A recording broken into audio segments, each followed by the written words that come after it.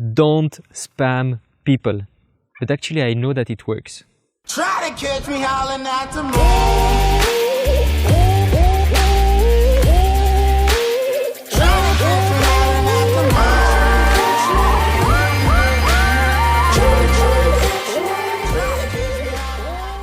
Spam people.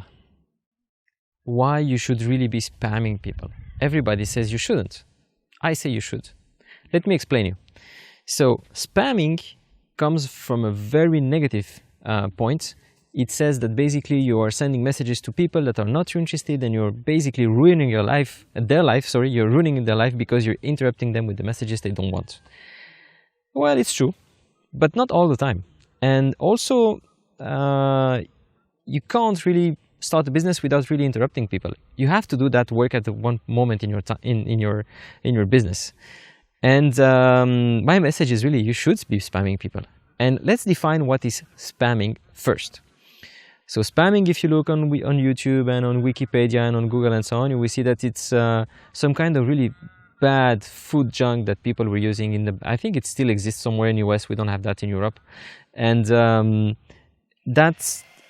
that words for that product that was really not good start to be used for the email that people would receive that would be called junk or unwanted or this kind of thing. So they would receive emails that are really not interesting to them.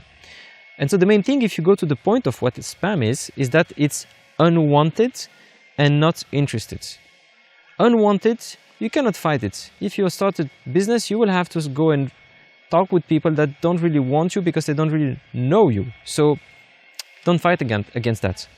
But not interesting, that's something that it's really one of your responsibilities. If you start doing something that is interesting and you show it to people that don't necessarily know that they want it, it can work. So spamming in that regard can really work. Let me give you an example. When you start a company and you want to reach out a new industry, what you're going to do, and it's really easy to do nowadays, you start searching for a list of emails. And you have the list of those people that can potentially be your customers, and you will send them cold emails, what's called the cold emails. So you send an email to someone that doesn't know you, doesn't know about you, doesn't know your name. You just pop out in your inbox and with a message. Well, popping out in their inbox is not a problem. You have to do it, okay? Otherwise your business doesn't exist, you cannot start. What you shouldn't do is that when that message pops out, it pops out to the wrong person. So if you're selling marketing products and you send that message to the financial people, of course it's spam. The problem is not your message. You have to send it to the right person. So if you have a message for financing, so if you have a product in finance for the financing people, that you should be sending it to the right people in the company. And so the main thing is that instead of looking into what is not wanted or the fact that you interrupt people and so on, and maybe they will not like you, the real work that you have to do is more research. And make sure that the email you have, the contact details you have, are the contact details of the right person. And the right person in this specific case means person that is interested in the kind of things that you're doing. So if you're doing financial services, you have to go and spam the financial people, not the HR people. Then of course you're the problem. So when I say you should be spamming people, I mean that you should be sending unwanted messages. Of course, everybody does that. Look at advertisement. Look at this YouTube video. Of course you had an unwanted message about software or about a soft or a drink or a McDonald's or whatever. It's an unwanted message. Absolutely accepted, right? Everybody does it. That's the way to go out in the market. But what is wrong is that you send it to the wrong person with the wrong message, and that you do not give them value. So, conclusion. Stop sending messages that don't work. If you see they don't work, that people don't click on it, they don't respond to you, or maybe they give you very negative answers, you have to do two things. First, work better on your starting list. The list of people that you have selected to send that message to. It has to be a better list. Today, 2020, when this video is made, Google, LinkedIn, you have prospecting, you have HubSpot, you have CRMs, you have all kinds of listings all over the internet about people and who they work and where they work and how to get in touch with them. Their website, you can find their email on the website. Do your work in finding the right emails and the right phone number or the right social media account to get in touch with them. That's the first thing that you have to do. The second thing that you have to do to have good spam is the message. The message, I've seen that so many times. Everybody speaks about the product. Hey, I'm contacting you because you have this new product that does this, this, this, and that. Okay, fine. What problem does it solve to me? How is it useful to me? Why should I even be interested in this product? Do you know what I'm doing and what is my daily, what are my daily problems and what are the things that I'm trying to solve as a manager? No, you don't know, but you have to guess and say, okay, most of managers are trying to have better performance or whatever. You have to find out a way to make them interested and show those people that you are contacted with unwanted messages that you are bringing something that has value to them and that can help them in their daily lives. The message is really, really important. So how do you craft a good message? First, you ask your customers. Very easy. Just tell them, I plan to start a cold email campaign and I have this message and I don't think it's good. Could you help me just make a better version? I'm 100% they will be more than happy to help you. Just ask them. And second thing, just make a lot of them. A lot of different messages and try them in batches. Try 10 of them with 10 specific people, see how it works, then try another 10, then try another version, and at one moment you will have one version that is better than the other. Don't change it, just keep that version. So you should spam people, because if you send them to the right person and you do your work at first to listing the right people with the right channel, and if you send them a message that you have tested and that has value and you know that is interesting for them, it brings them something, then the first thing when you should be really spamming people is to send it many, many, many times. Most of the times in all the campaigns I've seen before we get there and we start working with them is that they tell us, hey Stefan, actually we already have that campaign that we kind of did last week, or we did a few campaigns in the last months and so on, and they are not good. And then when I ask, okay, what is not good actually? What's your criteria to say that it was not a good campaign? They say, well, actually people do not answer. What does it mean they do not answer? How many times did you send them the message?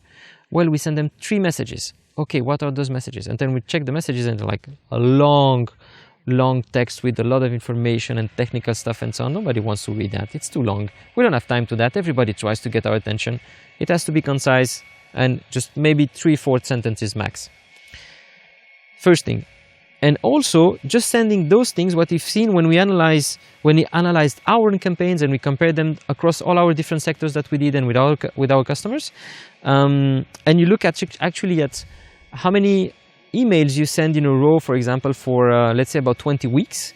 What we've seen is that in the beginning, if you have a graph, is here on the top, here on the y-axis, it's the answer rate, the percentage of answer rate. You go from 0 to 100, and then on the x-axis would be the number of emails you sent, and that goes from 0 to 20.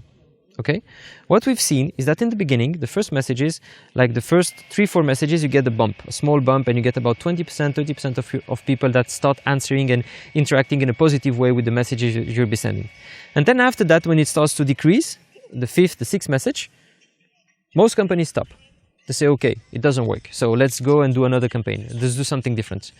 But what we've tried and we've seen that worked is that actually when we continue doing this and you do to the 5th message, 7th message, 8th message, 9th message, etc., there is a one moment in time when actually that curve is going to increase again and go up very high and have way better results than the one that you did in the beginning. And that is after the 13th message. So 13, so that's 10, 3, 13 messages that you have to send in a row, and after that you get an answer rate of above 50%. But the difficulty, of course, is those 13 messages have to be interesting. And why does it work, those 13 messages? I've asked myself, because I was really curious when I saw this trend the first time with my team. I called a few of those people that actually answered about the 13 and 14 messages and asked them, okay, how come that I send you 13 messages and you only answered about the 13 and the 14? And he said, look, actually I haven't seen your other messages. All your other messages actually were somewhere in my inbox, but I never saw them.